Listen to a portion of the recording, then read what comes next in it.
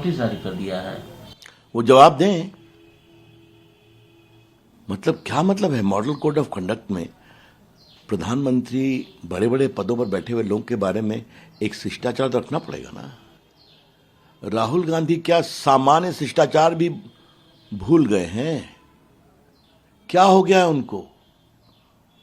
वो हिंदुस्तान की राजनीति में इसीलिए हैं कि वो एक पूर्व प्रधानमंत्री के बेटे हैं, एक पूर्व प्रधानमंत्री के पोते हैं, एक पूर्व प्रधानमंत्री के परपोते हैं। इसी कारण ना है। उनकी क्षमता क्या है देश जानते हैं। तो प्रधानमंत्री के वंशावली में आने पर जो दावा करते हैं राजनीति करने का, वो प्रधानमंत्री के बारे में ऐसे घटिया शब्दों का प्रयोग करेंगे, शर्मनाक शब्दों का प्रयोग करेंगे। बहुत पीड़ा होती है। ये तो ऐसी भाषा है जिसकी कल्पना करना ही अपने आप में आश्चर्यजनक है।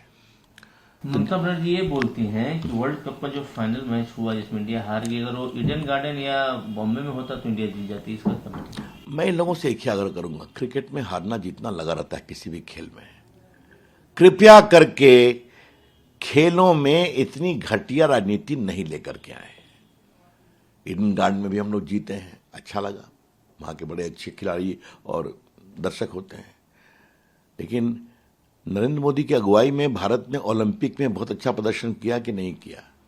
एशियन खेल में अच्छा भी चाइना में किया कि नहीं किया? क्योंकि मोदी जी ने खिलाड़ियों का उत्साह बढ़ाया, उनके लिए अच्छी व्यवस्था कराई, अच्छी ट्रेनिंग कराई। तो अच्छा है, उसमें वो भी लगे, इसमें गलत क्या है? लेकिन ऐसे शब्दों का प्रयोग ममता जी करें तो ये लगता है कि कुछ लोगों की नेताओं की हताशा पराकाष्ठा में चली गई। उन्होंने बोला कि महुआ मोइत्रा का मैटर पूरा प्लान किया हुआ था ऑपोजिशन का। अब ऐसा है, वो मैटर रिपोर्ट दे दिया है पार्लियामेंट्री कमेटी ने और माननीय स्पीकर साहब के पास है, तो इस पर मैं कोई टिप्पणी नहीं करूंगा। लेकिन इतना ही कहूंगा कि संसद के लोगों को कुछ गरिमा का भी ध्यान रखना चाहिए। महबूबा मुफ्ती बोलती हैं कि केंद्र सरकार क्या कर रही है? लगातार इनकाउंटर हो रहे हैं, लोग मारे जा रहे हैं, क्या कर रही है? लोग जो कर रहे हो तो देख रहे हैं। आतंकवादी कहीं से भी आए, ठीक है, हमारे कुछ सेना अधिकारियों और जवानों को की शहादत हुई, लेकिन आतंकवाद समाप्त हुआ है कि नहीं? तो बिल्कुल डेस्परेशन है। मैं इतना ही कहूंगा कि जिन लोगों की पूरी राजनीति आतंकवाद को प्रत्यक्ष या परोक्ष रूप से सहयोग करने की थी, उनकी चाल अब खत्म हो गई है। विशेष राष्ट्र का दर्जा का फिर से लोग बोलते हैं अभियान चलाएंगे, एक ऑर्डिनेंस पास कर दिया गया। देखो ऐसा है, विशेष राज्य के बारे में तो नीतीश बाबू को जवाब देना चाहिए। कांग्रेस सरकार ने क्यों नहीं किया? वो जो रघुराजन कमेटी बनी थी इसी के लिए, मनमोहन सिंह की सरकार में, उसने क्यों नहीं रेकमेंड किया? उस समय तो नीतीश कुमार बड़े पावरफुल थे, मोदी से लड़के गए थे, क्यों नहीं करवा लिया? चिदम्बरम साहब की घोषणा है उस समय के वित्त मंत्री की, क्योंकि अब के सारे फिनांस कमीशन ने इस प्रावधान को समाप्त कर दिया है। तो बहुत सीधी सी बात है।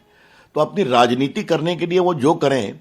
आज मैं एक सवाल आपके माध्यम से उठाना चाहता हूं, बाकी राज्य तो बीमारू स्टेट में कहां से कहां पहुंच गए।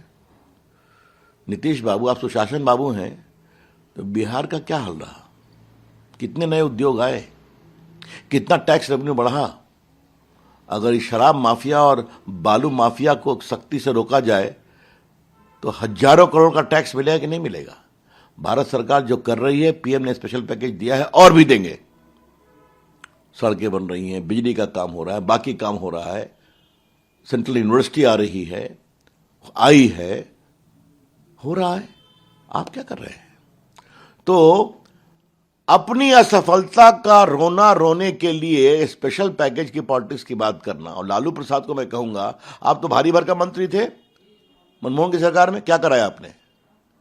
तो चुनाव आ रहा है तो एक स्टंट चाहिए, बस 1.5 लाख करोड़ का प्रॉमिस था, उससे अधिक दे दिया गया है, आगे और भी दिया जाएगा, हम करेंगे। टैक्स डिवोल्यूशन बढ़ा है, लेकिन ये स्पेशल पैकेज का जो पूरी कोशिश हो रही है वो ईमानदार कोशिश नहीं। तो 10 साल से चल रहा है उनका, 10 साल के कहिए 15 साल से चल रहा है। तो हर चुनाव के समय एक चीज छोड़ देते हैं, क्योंकि लोकप्रियता समाप्त हो रही है, सुशासन समाप्त हो रहा है, बस यही कारण।